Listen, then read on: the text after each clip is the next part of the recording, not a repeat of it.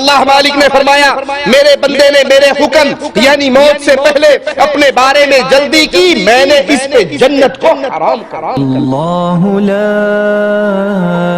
الہ الا هو الحی القیوم۔ یہ ایمان، یہ لذت انسان کے دل میں ہو، وہ خودکشی کا تصور بھی نہیں کر سکتا۔ خودکشی کرنے والے تو کہتے ہیں نا اے جہاں میٹھا، مر جائیں گے جان چھوٹ جائے گی، اتنے غم پڑ چکے ہیں کہ اب اس زندگی میں مٹھاس رہی نہیں۔ انہیں نہیں پتا کہ موت کے بعد کا جہان کتنا شدید ہے۔ آپ تو تھوڑی سی تکلیف پہ بے صبرے ہو گئے ہو، اگلے جہان کون کون سی مصیبتیں آنے والی ہیں، کیسے کیسے مناظر دیکھنے والے ہیں کہ بچے بوڑھے ہو جائیں گے۔ تقدیر پہ ایمان ہو، اللہ سے تعلق ہو، انسان خودکشی کا تصور بھی نہیں کر سکتا۔ بخاری و مسلم میں ہے، رسول اللہ صلی اللہ علیہ وسلم نے فرمایا جس نے اپنے آپ کو دھار والی چیز سے قتل کیا، چھری کے ساتھ، تلوار کے ساتھ، خنجر کے ساتھ، جس نے اپنے آپ کو دھار والی چیز سے قتل کیا، وہ چیز اس کے ہاتھ میں ہوگی اور جہنم کے اندر وہ اپنے پیٹ کو اس سے پھاڑتا ہی رہے گا۔ آپ تو سمجھتے ہیں کہ یہ ایک مرتبہ کا مسئلہ ہے، دریا میں چھلانگ لگا لی، زہر پی لیا، خنجر سے ذبح کر لیا، شاہرگ کاٹ لی، پہاڑ سے چھلانگ مار دی، اور آج نئے دور کے نئے تقاضوں کے مطابق خودکش جیکٹ پہن کے پھاڑ دی اور سمجھ لیا کہ جان چھٹ گئی۔ جو خودکشی کرتا ہے، جو اپنے آپ کو ہلاک کرتا ہے، اس کو اسی ذریعے سے جہنم میں عذاب دیا جائے گا۔ اللہ کے حبیب علیہ السلام نے فرمایا جس نے زہر پی کے اپنے آپ کو قتل کیا، جہنم کی آگ میں وہ اپنے اندر زہر کو انڈیلتا رہے گا۔ جس نے پہاڑ سے گرا کر اپنے آپ کو قتل کیا، وہ جہنم کے اندر ہمیشہ اسی طرح اپنے آپ کو گراتا رہے گا۔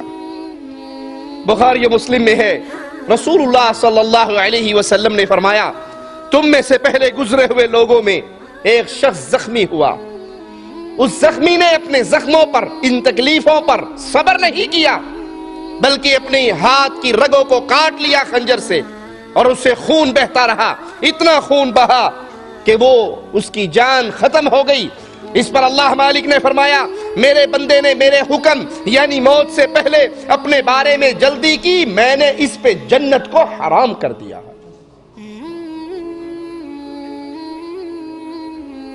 چھوٹی چھوٹی تکلیفوں پر، چھوٹے چھوٹے غموں پر، چھوٹی چھوٹی پریشانیوں پر، کسی کا قرض دینا ہے، پیسے نہیں ہے، وہ سمجھتا ہے کہاں سے قرض ادا کروں، چلو ٹرین کے نیچے ہی سر دیتا ہوں، چوہے مار گولیاں ہی کھا لیتا ہوں، سپرے پڑا ہے وہی پی کے جان ختم کر لیتا ہوں، جان چھوٹ جائے گی۔ ارے جان چھوٹے گی نہیں، وہ جو دنیا کے حقوق ہیں وہ تو باقی رہیں گے، یہ جو جرم کر رہا ہے یہ بھی تیرے سر پہ لاد دیا جائے گا۔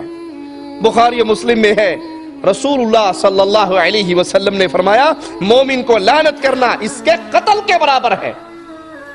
پھر سنیے، مومن پر لعنت کرنا اس کو قتل کر دینے کے برابر ہے، اور یہ لعنت کرنا عام نہیں ہو گیا، چھوٹی چھوٹی بات پہ تجھ پہ لعنت، کوئی دوست پہ لعنت کرے، کوئی جاننے والا جاننے والے پہ لعنت کرے۔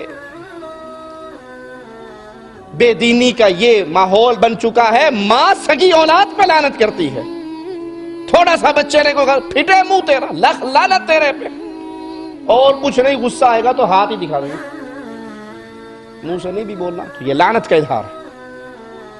یہ آپ کی اولاد ہے، اولاد پہ لعنت کرتے ہیں۔ مومن پر لعنت کرنا اتنا بڑا جرم ہے، گویا آپ نے اس مومن کو قتل کر دیا۔ رسول اللہ صلی اللہ علیہ وسلم بیان فرماتے ہیں جس نے کسی مومن کو کافر کہا، جس نے کسی مومن کو کافر کہا گویا اس نے اسے قتل کر دیا۔ جس نے کسی چیز سے خودکشی کی، قیامت تک اسے اسی چیز سے عذاب دیا جائے گا۔ نہ تو مومن پہ لعنت کرے، نہ کسی مسلمان موحد مومن پر کفر کا فتویٰ لگائیں۔ یہ لعنت اور کفر دو ایسی چیزیں ہیں، جب انسان کسی کے لیے بولتا ہے دونوں میں سے ایک ملعون، دونوں میں سے ایک کافر ضرور ہوتا ہے۔ یا کہنے والا یا جس کو کہا جا رہا ہے، یہ لوٹتی ہے واپس۔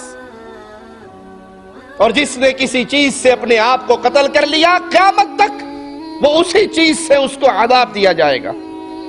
بخاری و مسلم میں ہے، رسول اللہ صلی اللہ علیہ وسلم نے ایک جنگ کے اندر ایک شخص کو جو بڑا بہادری سے لڑ رہا تھا، فرمایا یہ جہنمی ہے۔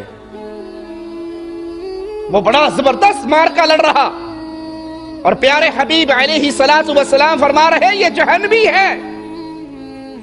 اس کے جہنمی قرار دینے کی وجہ کیا تھی کہ وہ شخص میدان جہاد میں لڑتے ہوئے زخمیوں سے چور ہو گیا۔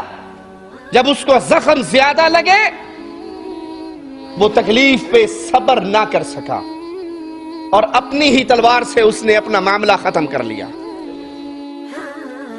ہی تلوار سے اپنے آپ کو ہلاک کر لیا، خودکشی کر لی۔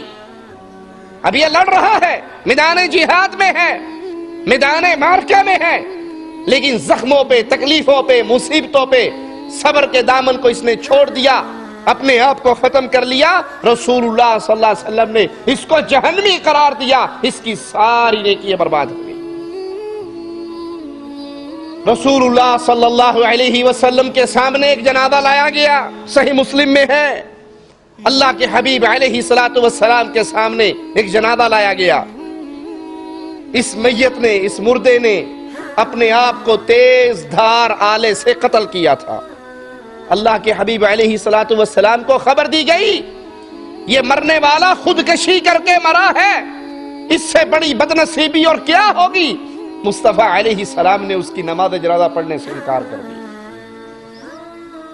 یہ مسائل کا حل نہیں ہے۔ اپنے آپ کو قتل کرنے کی اسلام اجازت نہیں دیتا، اپنے آپ کو ہلاک کرنے کی اسلام اجازت نہیں دیتا۔ آپ کی زندگی کا مالک اللہ ہے، آپ اس کے مالک نہیں ہے۔ آج تو رواج بن چکا ہے، گھر میں ماں باپ نے بیٹے کو ڈانٹ دیا، اس نے جا کے دریا میں چھلانگ مار دی، خامد نے بیوی کو ڈانٹ دیا، اس نے زہر پی لیا، فلاں نے فلاں کو یہ کہہ دیا، کوئی پیپر میں فیل ہو گیا، کوئی میٹرک میں فیل ہو گیا، کوئی بی اے میں فیل ہو گیا، اس نے اپنا سر ٹرین کے نیچے دے دیا۔ یہ دین سے دوری کا نتیجہ ہے، بے شعوری کا نتیجہ ہے۔ اور اسی طرح خودکشی کے ذریعے آج کل لوگوں پر حملوں کا ایک بازار گرم ہے، اور اس کو وہ ثواب کا بہت بڑا ماجرا سمجھتے ہیں۔ اسلام نے خودکشی کی اجازت نہیں دی۔ پہلے لوٹیے اللہ اور اس کے رسول کی طرف، قرآن اور حدیث کی طرف، اہل علم کی طرف، علماء کی طرف۔ اسلام تو اس عمل سے منع کرتا ہے، آپ اس کو کیسے جائز ہونے کا فتویٰ دے کر، اور پھر یہ خودکش حملے جس میں نہ مرنے والے کو پتا ہے میں نے کس کس کو مارنا ہے، کوئی دربار پہ خودکش حملہ کر رہا ہے، کوئی مسجدوں پہ خودکش حملے کر رہے ہیں، کوئی بازاروں میں خودکش حملے کر رہے ہیں، جس میں معصوم عورتیں مر رہی ہیں، بچے مر رہے ہیں۔ یہ کہاں کا دین ہے؟ یہ کہاں کا اسلام ہے؟ اسلام خودکشی کو حرام قرار دیتا ہے اور گناہ کبیرہ میں شامل کرتا ہے۔ کبیرہ گناہوں میں سے ایک بہت بڑا گناہ والدین کی نافرمانی کا گناہ ہے۔ آج معاشرے کی اکثریت اس گناہ کے اندر پھنسی ہوئی ہے، الا من رحم ربی۔ آئیے قرآن حکیم کی آیات پہ غور کرتے ہیں۔ وَقَضَىٰ رَبُّكَ أَلَّا تَعْبُدُوا إِلَّا إِيَّاهُ، یہ تیرے رب کا فیصلہ ہے، تیرے اللہ کا فیصلہ ہے۔ اس نے یہ آرڈر جاری کیا ہے کہ عبادت خالص اللہ کی جائے، یہ اللہ کا حق ہے۔ اللہ نے اپنے حق کے بعد، عبادت کے حق کے بعد سب سے بڑا دوسرا حق اس کا بیان کیا، وَبِالْوَالِدَيْنِ إِحْسَانًا، ماں باپ کے ساتھ احسان کرو، ماں باپ کے ساتھ اچھا سلوک کرو، ماں باپ کے ساتھ میٹھی زبان بولو، ماں باپ کے ساتھ پیار و محبت کا ماجرا کرو۔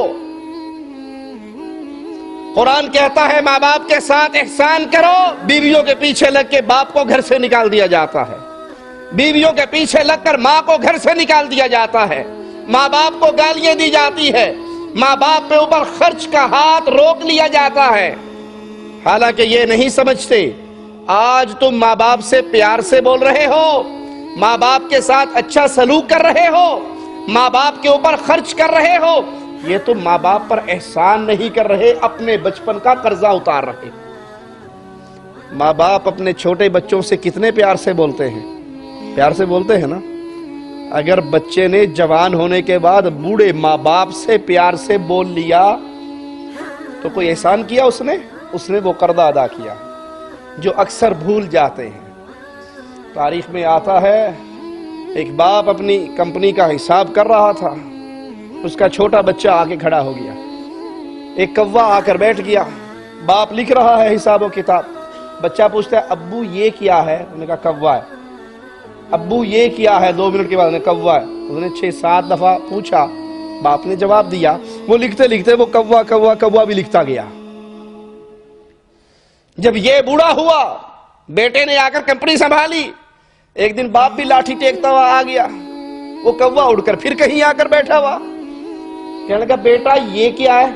ابا کوا ہے۔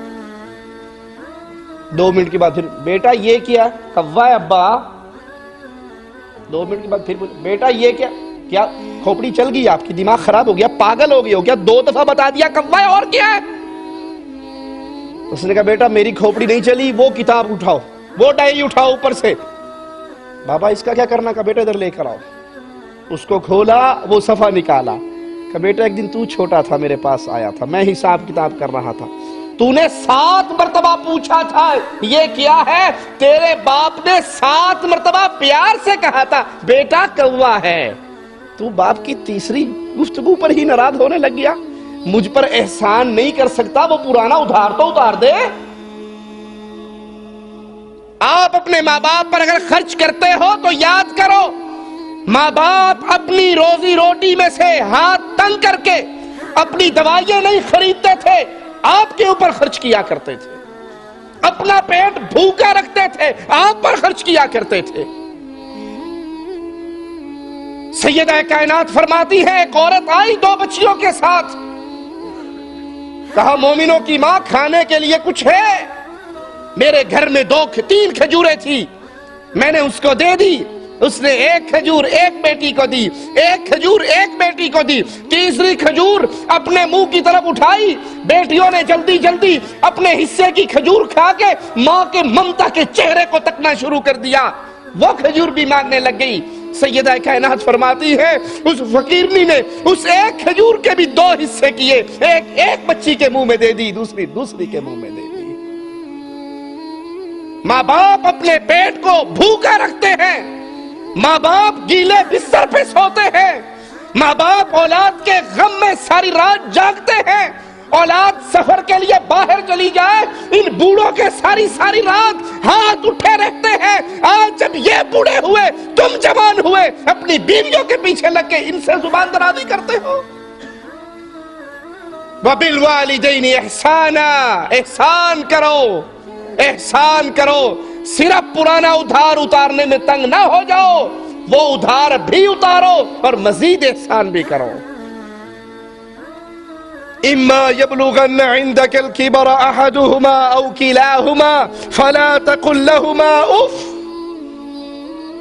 دونوں بڑھاپے کو پہنچ جائیں یا کوئی ایک بڑھاپے کو پہنچ جائے تیری زندگی میں، ان کی کسی بات کے جواب میں جواب دینا تو بہت دور کی بات ہے، ان کے سامنے زبان چلانا تو بہت دور کی بات ہے، ان کو گالی گلوچ دینا بہت دور کی بات ہے، ان پہ ہاتھ اٹھانا، دھکے دینا، گھر سے نکالنا بہت دور کی بات ہے۔ قرآن کہتا ہے ان کے سامنے اف بھی نہ کرو، اور اف آخری حرف ہے جو انسان کی زبان سے نکلتا ہے۔ اس سے چھوٹی کوئی بات ہوتی رب اس کو بھی بیان کر دیتا۔ باپ آپ کو کچھ کہے، ماں آپ کو کچھ کہے، آپ کو غصہ آئے اور آپ غصے میں اپنے جذبات پہ کنٹرول کرتے ہوئے یوں کہہ لو، یہ حرام ہے اسلام کے اندر۔ اور جو گالیاں دے، جو زبان چلائے، جو دھکے دے، جو گھر سے نکالے، جو خرچے روکے، جو بیوی کو